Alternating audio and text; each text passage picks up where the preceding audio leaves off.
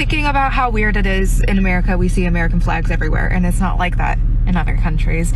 So I decided to count how many flags I see on my 8-minute drive from here, the bank, to Petco.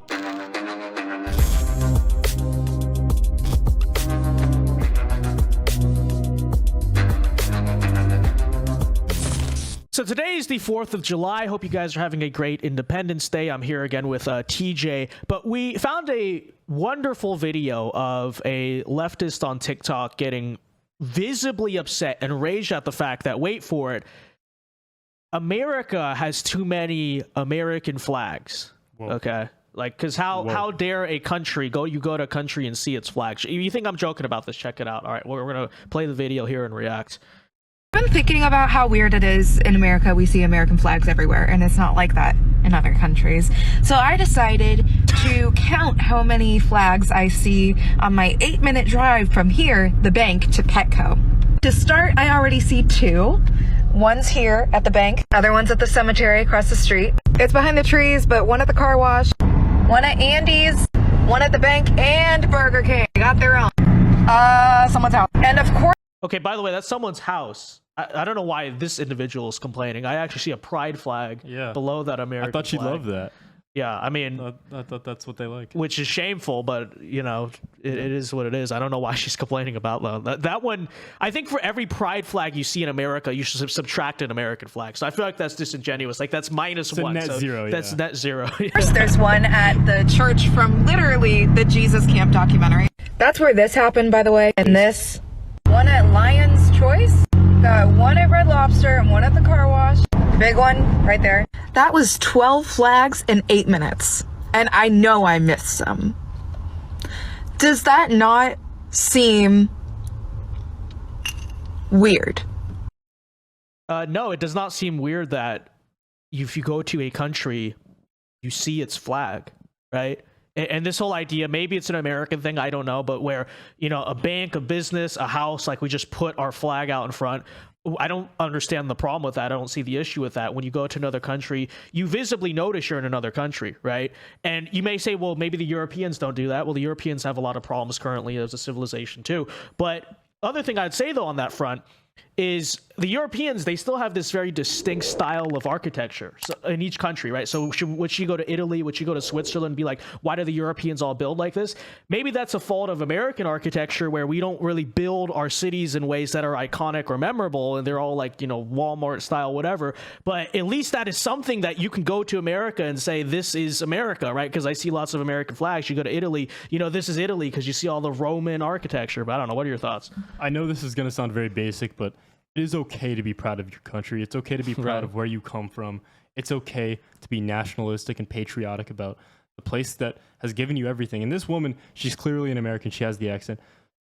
Lady, America has given you everything. America has truly given you everything. You were able to make TikToks and you were able to make videos because of that camera, because of that iPhone that was somehow made in China but shipped over here, and it was given you by an American. America has given you everything. Your parents are probably American. They own a very nice house in some suburb. Okay? Be proud of where you come from. Don't just spit on the ground of a place that has truly given you everything. She made a very interesting point in the beginning, which was that other countries don't do this. And maybe that's true, like I said, in Europe, I'm not sure, but I'd have to imagine, some of you guys who watch from the rest of the world, you could confirm or deny that there are plenty of countries around the world where, yeah, you go around the country, you're going to see, I don't know, the flag of that country. You know, I've never been to China. I'd have to imagine it's there. I'd have to imagine, right? I don't know. But yeah, it has to be. And again, there's nothing wrong with showing what you're proud of. Okay, and just because this woman hates America, again, we used to say this a lot when Trump was elected, but if you don't like this country, you can leave. The door's wide open. We don't want you here anyways if you don't like our country. Right. Here's the thing, too, is I think the American flag really is one of the only things we have left as a country. Our culture is degenerate. We export, you know, nonsense around the world. The enemy in many ways have won. The American flag, I would argue, as a conservative, is basically the only symbol we have left. And even then, as you can see, they're trying to replace it. They're trying to get rid of it. Very true. Very, very true.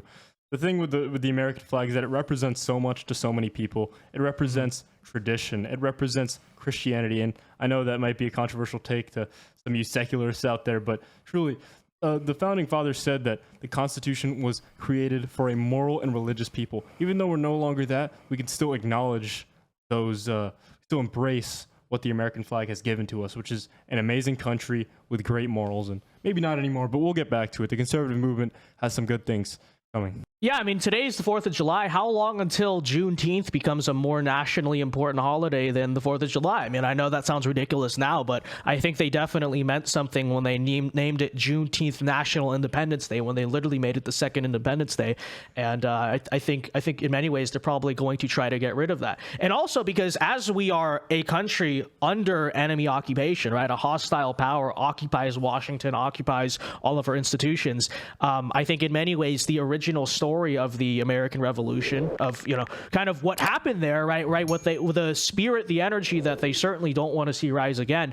I think in many ways you're either going to see July 4th get completely astroturfed in the coming years, or replaced entirely with Juneteenth. So this is all to say that on this day, if you are watching this, or if you're watching it after, but I hope you're watching this on the 4th, celebrate it as hard as possible. Right? Light the fireworks. Who cares what well, maybe I shouldn't encourage people to break any local ordinances, but still, right? Celebrate as hard as possible, because that is inherently right-wing, I would say. In 2023, I would say that celebrating the 4th of July is inherently right-wing. It's one of the only right-wing things we really still have left when you think about it. Yeah, I completely agree with you. The thing is, 10 years ago, if you would have told us that men would be able to dress as women and compete in women's sports, you would have called us crazy. If you would have said that there are people currently in Congress pushing socialism just like 10 years ago, people would have looked at you with a side eye. People would have thought you were crazy. But the thing is, we've gone so far, and this truly speaks as a testament to what the Republican Party should be. The Republican Party should not be the Democratic Party of 10 years ago. We should not just be trying to conserve what we had 10 years ago.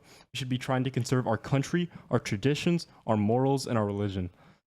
Absolutely. Here's what I'll say on Independence Day, though. I think it is important to acknowledge, I'm not calling for anything crazy, but I think it is important to acknowledge in many ways. I would argue we are a country currently that is not independent. Like I said, we are a country under occupation by hostile powers. And so I think now, especially, that memory of July 4th, 1776 is one of the most important things we can celebrate and remember, and in a peaceful political sense, channel in many ways, right? That sense of rebellion, that sense of independence, because the country is certainly not what it used to be. And I don't like, you're right, I don't like when Republicans appeal to certain cliches that don't exist. Our country is in a bad state. That's why we need to make it great again, right? And so I think it's true. It's been hours talking about how great of a slogan "Make America Great Again" is, because it's probably one of the greatest slogans of my lifetime. It is the greatest slogan of my lifetime.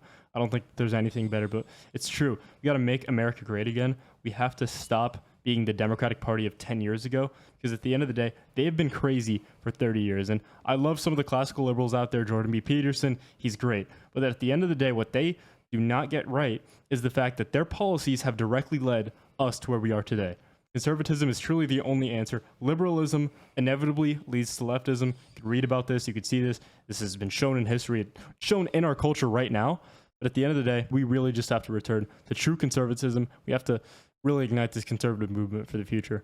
Real, we need the America of 1776, not 2010. Any last thoughts on July 4th for the people?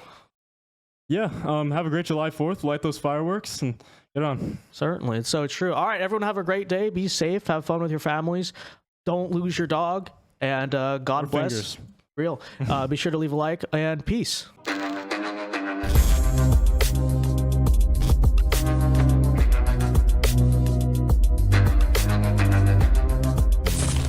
Hey guys, Vince Dao here. Hope you enjoyed that clip from the Vince Dao Show. If you did, be sure to leave a like and subscribe if you are new to the channel. And be sure to check out the Vince Dao Show live every weeknight here on this channel at 8 p.m. Eastern Time. It is a great show. Many are saying this. So leave a like, check out our other clips, and be sure to check out the show. God bless.